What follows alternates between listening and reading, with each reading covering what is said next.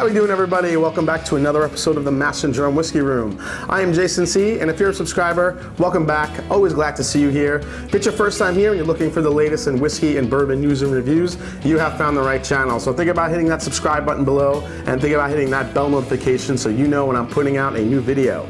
So today I am super excited for my first review of 2019 to be bringing you the Cream of Kentucky, the brand new bottle introduced by Jim Rutledge, former master distiller at Four Roses. He is back, and this is his first bottling under his new distillery name, J.W. Rutledge Distillery. Let's get into it.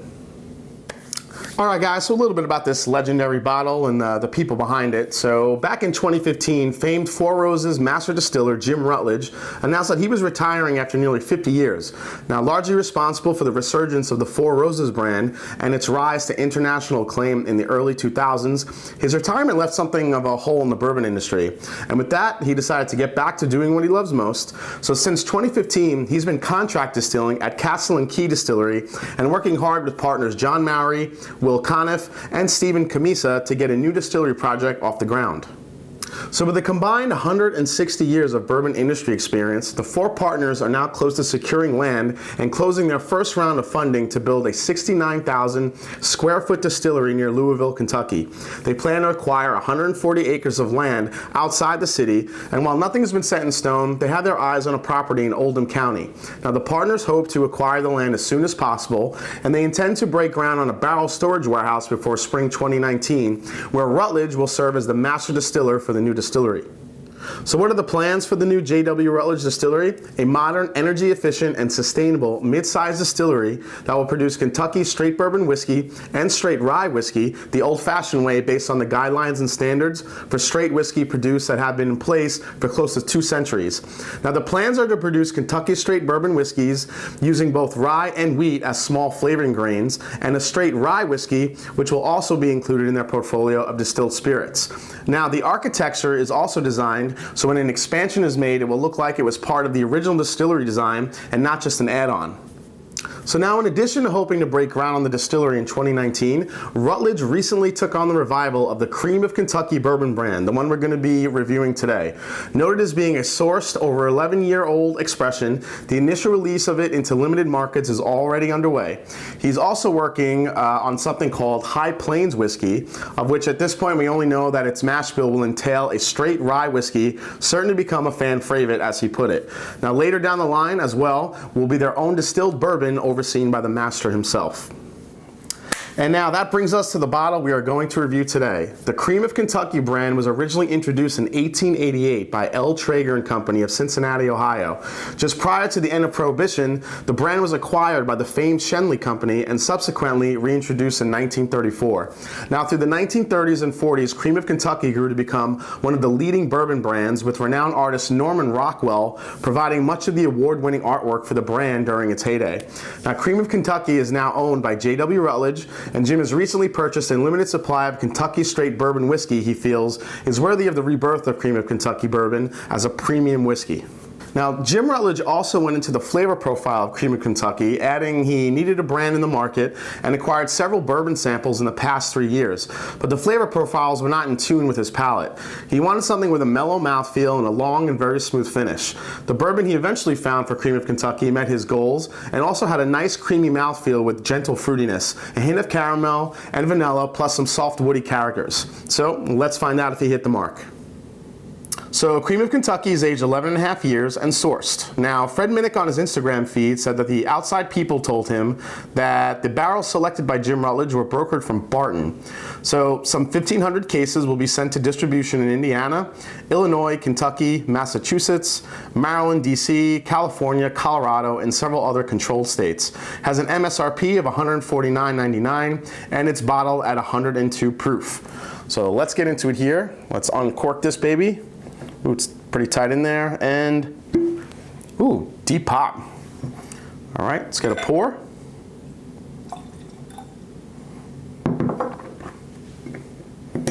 All right, let's do this. All right, guys, so I've been swirling this around for a few minutes here, trying to open it up. It already smells great from here.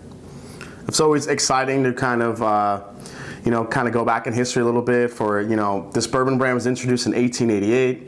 A whiskey geek like myself loves hearing these stories, and now that it's back, really curious to see these flavors. So first, let's start with the color here. Gonna go into the color. It's a really deep, dark honey color, really nice. It's got a really beautiful golden color to it. Really nice bourbon color. Checking the legs on this here on the side of the glass. As I tilt it and tilt it back, it's really just kind of staying there. It's not really coming down too much. It's kind of like glue. Hoping that's going to translate to the finish here and the mouthfeel. All right, guys. So let's go into the nose. Here we go.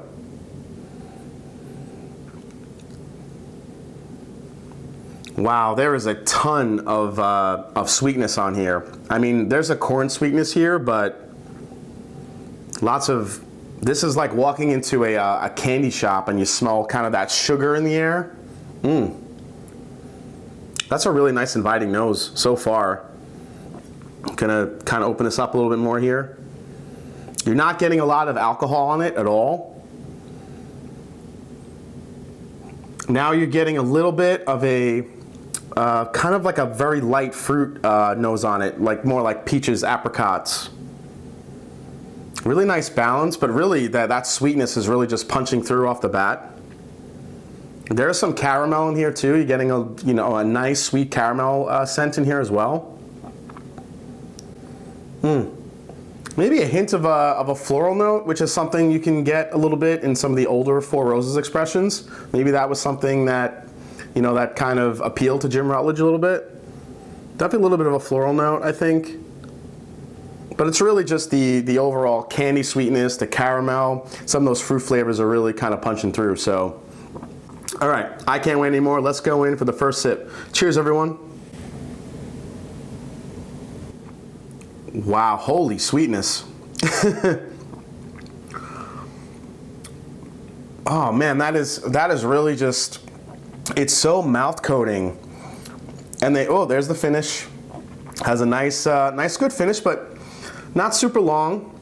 But really the candy sweetness and the first sip, the mouthfeel on it is incredible. It's just kind of, just like the way it was in the glass, just kind of sticking to the roof of my mouth, the sides.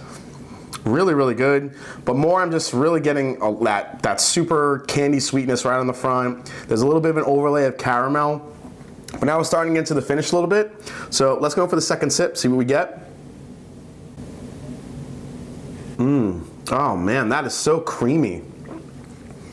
I mean, I'd say the word creamy, figuring it's cream of Kentucky, but it really is. It's got this creamy vanilla caramel mouthfeel to it that's kind of, now that super sweetness that I got on the first sip is kind of taking a little bit of a back seat. It's still there, definitely. I mean, I know caramel and vanilla are already pretty sweet, but it's not that super sugar sweetness I was getting. Now it's really kind of balancing out really nicely. If you've ever had that Spanish dessert flan, ever had like flan before, and it's that creamy dessert with this, it's not a crispy caramel topping like you get on a creme brulee. This is more of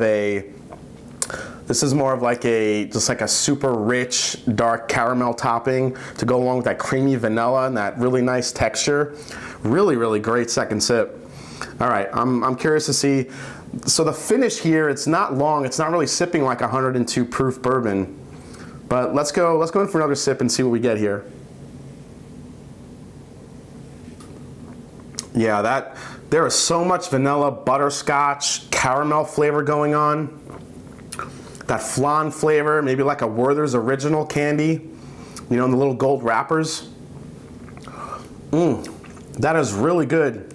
So, okay, so now the finish. Wow, the finish is really interesting. So the one thing that normally, when you hear me review a bourbon, I'll say, you get some oak on there, but the sweetness on the front was so overpowering with those caramels and vanillas. Wasn't getting a ton of oak there, but now all of a sudden on the finish, as I keep sipping on it, the oak is starting to make its presence felt. All right, let's have another sip. Oh wow, this is really turning into an amazingly balanced bourbon. I was a little nervous in the beginning because it was so sweet. It was giving you those amazing vanilla caramel flavors. But now in the finish, the oak flavor that was a little bit missing for me is now making itself to be known. And on top of that, it's also giving you this amazing black peppery kind of feeling in the back of your throat. It's really good. It's like someone like went to the back of your throat, is like seasoned it with black pepper, because now it's just staying there and it's just lingering and it's wanting me to keep drinking more and more of this. It's really delicious. Like I said, I was a little bit worried in the beginning. I thought it was going to be just too sweet and just kind of stay that way. I was like, where's the finish on this? And now it's really coming through. And now the finish, most of all, is the part that's staying with me. And now I want to have some of that sweetness to balance it out. So let's go in for one final sip. Cheers. Yeah, so now, all right, so what is that? My fourth, fifth sip. So now as you go through, now this is becoming an amazing bourbon. The sweetness on the front, that candy sweetness, then it turns into that beautiful caramel flan dessert butterscotch type flavor profile once that hits the mid palate. But the thing that is winning me over on this bottle is that finish. That oak that comes through right at the end and the black pepper that just stays there. It's absolutely amazing. It's really, really delicious. All right, guys, so in conclusion, what can I say? I am absolutely loving this dram. It's really, really good. What I really love about some bourbon bottles when you open them and they kind of get better over time as you sip down on them, this is getting better with each sip. Forget each different glass I'm having. It really is rewarding as you keep sipping on it from sip to sip. The beginning I was getting a little bit nervous, as I mentioned, because it was really, really sweet and just kind of staying that way my first couple sips. There's a lot of candy sweetness, but each sip I took, it went from candy to then candy with butterscotch, and then that caramel really made itself known. And then by the fourth, fifth sip, that finish with the nice hint of oak, but that black pepper that just lingers there. And it just invites you to want to go back to the glass and have some more of that sweetness to go along with that pepper. It's a really, really great dram. It's really interesting. I'm really curious to see what you guys would maybe pull out of this as you sip on it, if you do. Now this bottle is $150 retail. I'm sure it's going to go for a lot more than that in the secondary. If you do find it for $150 and you can get your hands on it, I can't recommend this enough. It's absolutely delicious, and it's a hell of a way for Jim Rutledge to make his first comeback. He has brought Cream of Kentucky back in a great way. All right, guys, well, thanks for watching the Master Drum Whiskey Room for my first review of 2019 with this amazing Cream of Kentucky. Really appreciate you stopping by. If you haven't yet, please hit the subscribe button below. Please hit the like button if you haven't yet already. You can also find me on Instagram, and you can also find me on Twitter. Contact me, let me know if you've had this, what you think, you've had the same experience that I have. And like I always say, it is not about the whiskey, it is the people you share it with. So cheers, everyone, and I'm gonna have some more Cream of Kentucky. Take care.